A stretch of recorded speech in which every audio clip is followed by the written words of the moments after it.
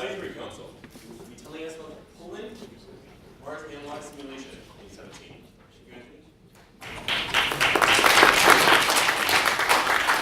Thank you, Mark. It's wonderful to be here. Thank you for having us speak at the talk today. It was wonderful to hear Olivia before me talk, and our organization, just like our student young professionals, share that passion and that interest in space, and is finding multiple ways to kind of reach out to kind of make that a reality.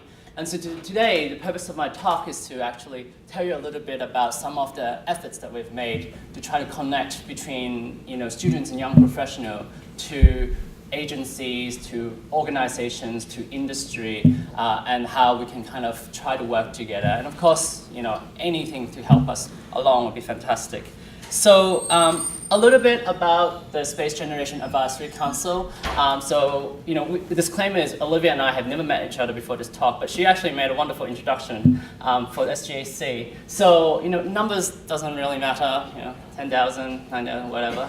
But we do have members across 110 countries around the world who are represented in our organization, and over 10,000 students and alumni who are part of our organization. So what we are is a network of students and young professionals interested in space. And we operated mainly in the international realm, but also have national and local presence around the world. And we came out of Unispace 3 back in 1999 in Vienna, when the United Nations really wanted a way to kind of connect it with the youth and to, quote,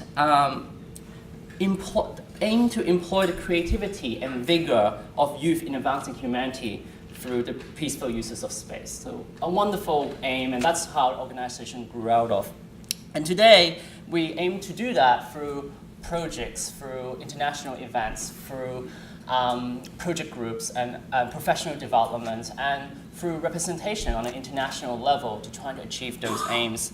And in doing so, develop the skills of these members to become the future leaders and workforce of the space industry. So really, SGAC is a sandbox for students and young professionals fascinated and passionate about space. So when I got posed the question, the dawn of private space, what it really means to our organization, I think it is an exciting opportunity for students and young professionals. It is a new horizon for us, something that maybe even 5 or 10 years ago could not imagine it being there. And what's amazing about it is that it really drastically reduced the barrier of entry for us in terms of costs and in terms of red tape to be part of the space industry. It's no longer just going through the space agency bottleneck. There's a lot more people out to reach. And it's also about able to be more innovative and more entrepreneurial in our approach to solving space-related issues, because we like to think outside the box, especially when you're young. So that was what was great about this. So I'm here today to talk about one of our initiatives, which is the Poland Mars Analogue Simulation mission. And it's basically a new platform that we're building to try to kind of bridge between what students and young professionals do and to help kind of science along. And so it's run by our Space Exploration Project Group within SGAC. And essentially, it is an analog simulation of a moon or a Mars surface exploration mission for 6 analog astronauts based in Poland. So the objectives for the project is really this. And I think it really came out of the idea, hey, we can do analog missions. But guess what? I think we can do it cheaper and faster than everybody else. Because, hey, we're students, we're volunteers, we have backgrounds from different areas, and we can merge that into this project. So really, it's about creating a low-cost platform, an analog platform, and thereby creating an environment where you can put in experiments to further human exploration, but at a much more lower entry level, almost like an initial testbed for a lot of science experiments. The other arm of it, of course, is about engagement, public engagement with students and young professionals, but also with high schoolers through contests and so forth. So there's 2 major arms for this project that we want to do.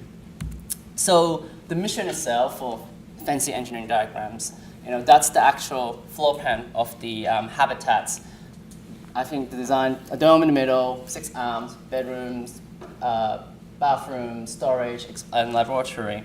And where it is somewhere in southern Poland in a field that is quite remote. And whereas the control center is about 540 kilometers north of there in Turin, Poland.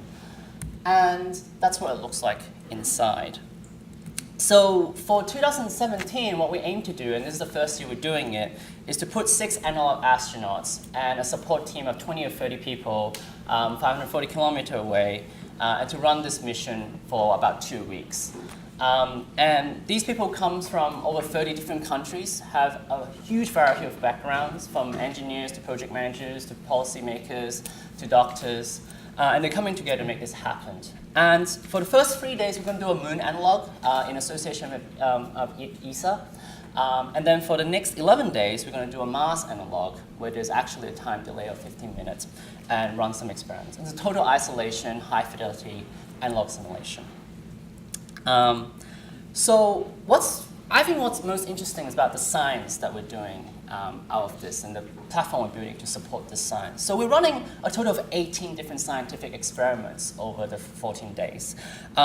It's come from a variety of fields. It's biology, it's geology, there's physics, there's technical experiments with a rover, with a 3D printer, and there's physiological and psychological experiments on the crew as well. But what I want to draw your attention to is actually where these experiments are coming from. And they're coming from a variety of sources. They're coming from ESA agency. They're coming from government, Mexico. They're coming from private industry. There's 1 or 2 up there. And they're coming from universities where, it's easy to kind of try to submit a low-cost project here because it can be run for a short amount of time. So I want to highlight some of the projects that we're running. So here we have, we're doing a sample rover experiment, which is basically trying to figure out how to put a sample retrieving rover and how to work astronauts along with it, and what protocol needs to be developed to run the experiments properly, how to interact with them properly, and to troubleshoot issues on Mars with the time delay involved. We love growing things because we need to grow things. So we're doing stuff on how to do plant growth. So one of the projects is to look at the effects of perchlorate, which is quite widely present in high concentration on Mars, and how that actually affects plant growth, and eventually how that affects the human who consumes it, because apparently it could be toxic. We're looking at how to germinate seeds on simulated Martian soils with similar properties.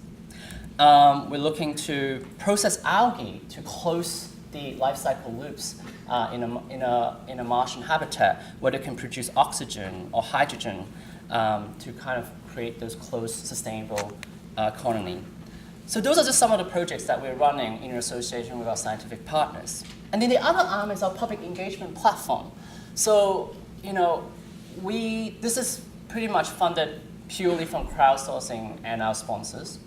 And the crowdsourcing actually was more than our sponsor amount, and that was done through Integral. And it was a lot of cool things. If you actually look at the donation page, if you sponsor a certain amount of money, you get a mission patch. If you sponsor enough, a certain more amount, then you kind of get mentioned. So that kind of crowdsourcing funding actually got us a lot of money to try to actually run something like this. It is about reaching out through social media because the younger you are, the more social media channel that you're participating in. So that's the whole list that we do for PMAS 2017. And it's about actually reaching out from high school level all the way up to university with contests, live through, in collaboration with the mission. So those are all the stuff that we're reaching out to kind of say, space exploration is not all the way out there, or all the way in the lab somewhere. It can be in your home, close to you. You can access it through your computer. And that's what we want to do, make it accessible. So the PMAS mission isn't the only thing that we have done in collaboration with the private space industry. We have done a whole host of other stuff. So for example, our commercial space project group, recently in association with IAF Entrepreneurship Investment Committee, runs a competition called Space as Business competition, which is about students submitting papers to say what are the opportunities and risks in actually doing privately funded science experiments in space. our Space Safety and Sustainable Project Group recently wrote a paper analyzing the risk mitigation applicability to small satellite constellation in association or consultation with major space launches to see how those risks apply and whether those risks can be reduced.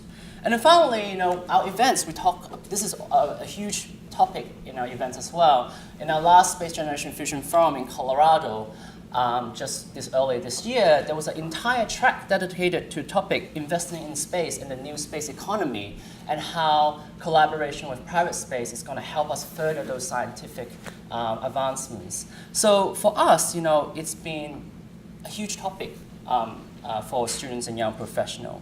So I think our view of this is that we know this is coming. We are excited about this horizon coming to us, and we're ready to make it happen. And we have some track record of doing it, but we really would like to make a chance to connect with you more and engage with you. So for the scientists out there, we would like to connect with you and actually help run your research, to actually build platforms to help you run it through our students and young professionals. For private space company, engage with us and be present at our events, be visible, because these people who are doing these projects now could eventually be a future employee or the leader of your company. So that's what we are here to develop. So that's what I want to say. That's our social media contact. If you'd like to follow our mission in July and August, and I'm free to take any questions.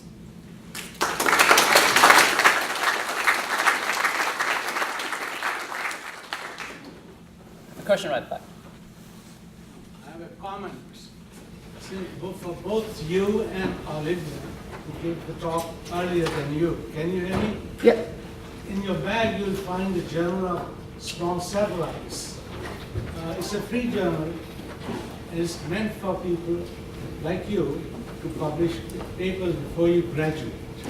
And publishing paper is a very important aspect of learning before you graduate.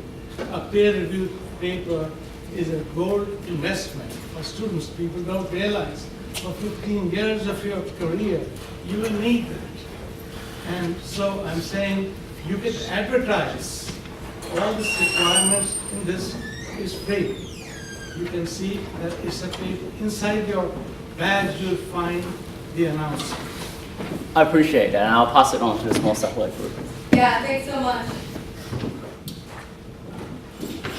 Yeah. Can you talk a little bit more about how you found the science that's going to be conducted in the mock-up or in the Analogue mission this summer?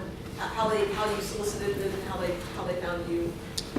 So we made a call for proposal online, and then I think that call for proposal went out through our SGAC network. And because our network have a lot of alumni who are currently working on various projects, and because our network is very international and wide, a lot of those groups are working, they came to us, to SGAC as a member. They may have came to some of our events internationally, but they went back to their own country, maybe started their own research lab. This was like a way to kind of go full circle and come back with a proposal and to actually be part of SGAC again. So I think a lot of those proposals that went throughout our network actually came back that way, was someone who was with SGAC previously and now is an alumni, and now has a proposal and see this as an opportunity to develop further. And so that's why I think a long-standing network and maintaining that network is such an important thing. And as you guys all know, space is a very small community, and actually everybody pretty much know each other.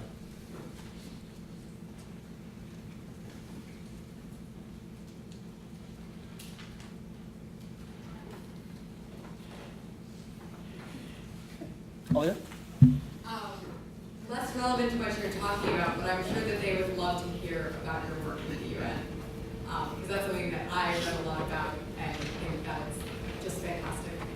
If you could speak to that. So we participate on two major things. So we are a permanent observer to the United Nations Office of Outer Space Affairs, and that's in Vienna. And so each time they have an assembly, we have a chance to make a statement in regards to as a representation of what the youth around the world want to focus around in space. And a lot of the things that go into this statement kind of feeds from our sources, which is, for example, at the Space Generation Fusion Forum, those discussion track ended up being ideas or pointers, especially in space policy track. And that get funneled into that statement, and it's heard officially across the world. So that's a way of us actually being represented with the United Nations. We also do a similar thing with the Economics Committee here in New York City at the United Nations headquarters here. But I think it's more than that. I think it's also like a connection within the United Nations itself, especially on a space policy level. We occupy the office inside their building in Vienna. So it builds us very tightly within that group and keep us really up to date in terms of what the latest changes in space policy is. And if you're involved in that project group, then you have a chance to actually participate and intern within those organizations. So again, it's a huge part of our network, and that's how we grow out. Yeah. Comment on the interest of your members on space entrepreneurship, and to what extent, you mentioned some of the initiatives, have you been connecting with potential partners? So from the last Fusion Forum that I went to, there definitely was a huge amount of interest in this area. The Fusion Forum had a lot of young professionals, and some of them are actually working with startups. So that gave an interesting insight onto how some of our friends in SGAC kind of got into that area. And those are actually seedings that actually help us make those startups our partners within SGAC, and then continue to do either projects or events with us. So for example, I think Made in Space each year talks at the Fusion Forum, and because one of the members part of the organizing committee, and in the past, some of the founders was part of it. So that kind of connection kind of continues on, and I think that's how it grows from there. And that feeds back to our students and young professionals that are coming in fresh, going, oh, so this area completely exists, and now I see how you got to it. And so that really encouraged them to kind of help them follow through that path. And I think that's how we help our kind of students and young professionals kind of achieve those goals.